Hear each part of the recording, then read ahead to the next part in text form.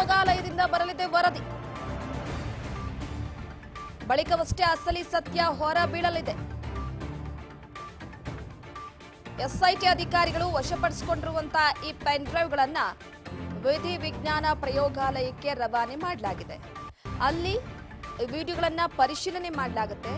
ಪರಿಶೀಲನೆ ಮಾಡಿದ ಬಳಿಕ ಅದರಲ್ಲಿ ಆ ವಿಡಿಯೋದಲ್ಲಿ ಇರುವಂತದ್ದು ಪ್ರಜ್ವಲ್ ಅವರೇನ, ಪ್ರಜ್ವಲ್ ಜೊತೆ ಯಾರ್ಯಾವ ಮಹಿಳೆಯವರಿದ್ದಾರೆ, ನಟಿಯರಿರ್ಬೋದಾ, ಮಾಡೆಲ್ಗಳಿರ್ಬೋದಾ, ಸದ್ಯದ ಮಟ್ಟಿಗೆ ಯಾರ್ಯಾರು ಇರಲಿದ್ದಾರೆ ಅನ್ನುವಂಥದ್ದನ್ನ ಪರೀಕ್ಷೆ ಮಾಡಲಾಗುತ್ತೆ.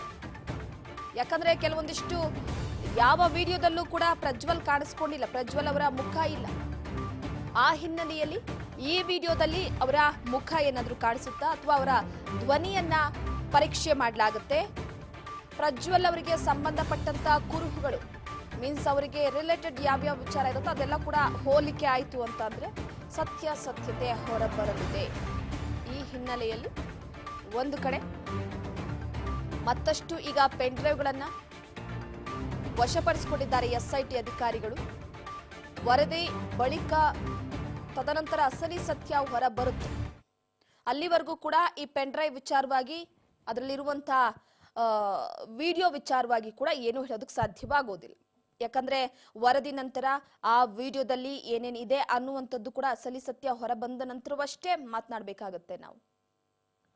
ಸದ್ಯದ ಮಟ್ಟಿಗೆ ಈಗ ಪೆನ್ ಡ್ರೈವ್ ವಿಚಾರ ಮತ್ತಷ್ಟು ಸುದ್ದಿಗೆ ಬಂದಿದೆ. ಈಗ ಪ್ರೀತಮ್ ಗೌಡ ಆಪ್ತರ ಮನೆಯಲ್ಲಿ ವಶಪಡಿಸಿಕೊಂಡಿರುವಂಥದ್ದು. ಈಗ ಈ ಹಿಂದೆ ಕೂಡ ಕಾಂಗ್ರೆಸ್ನವರು ಈ ರೀತಿ ವಿಡಿಯೋಗಳನ್ನ ಹಂಚಿದ್ದಾರೆ. ಕಾಂಗ್ರೆಸ್ನವರು ಬೇಕು ಅಂತ ನಮ್ಮ ಕುಟುಂಬದ ವಿರುದ್ಧ ಷಡ್ಯಂತ್ರ ಮಾಡ್ತಿದ್ದಾರೆ, ಕಾಂಗ್ರೆಸ್ನವರೇ ಈ ರೀತಿಯ ಕೆಲಸ ಕಾರ್ಯಗಳನ್ನ ಮಾಡಿ ಎಸ್ಐಟಿ ಅಧಿಕಾರಿಗಳಿಂದ ಮಾಹಿತಿಗಳನ್ನ ಕಲೆ ಹಾಕ್ತಾ ಇದ್ದಾರೆ ಎನ್ನುವ ಹೇಳಿಕೆಯನ್ನ ಕೊಡ್ತಾ ಇದ್ರು. ಆದ್ರೆ ಈಗ ಪ್ರೀತಮ್ ಗೌಡ ಬಿಜೆಪಿಯ ನಾಯಕ, ಬಿಜೆಪಿಯಲ್ಲಿ ಗುರುತಿಸ್ಕೊಂಡಿರಂತವ್ರು, ಶಾಸಕರು, ಮಾಜಿ ಶಾಸಕರು. ಆದ್ರೆ ಒಂದು ಕಡೆ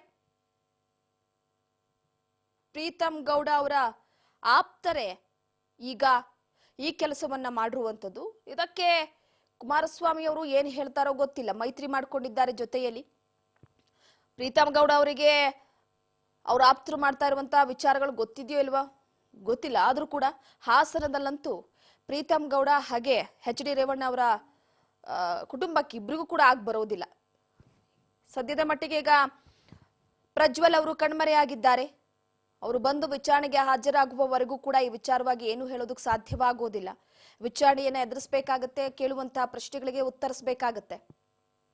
ಆದ್ರೆ ಒಂದು ಕಡೆ ಪೆನ್ ಡ್ರೈವ್ಗಳು ಮತ್ತಷ್ಟು ಹರಿದಾಡ್ತಾ ಇವೆ ಅನ್ನುವಂತಹ ವಿಚಾರ ಎಲ್ಲೋ ಒಂದು ಕಡೆ ಬೇಸರ.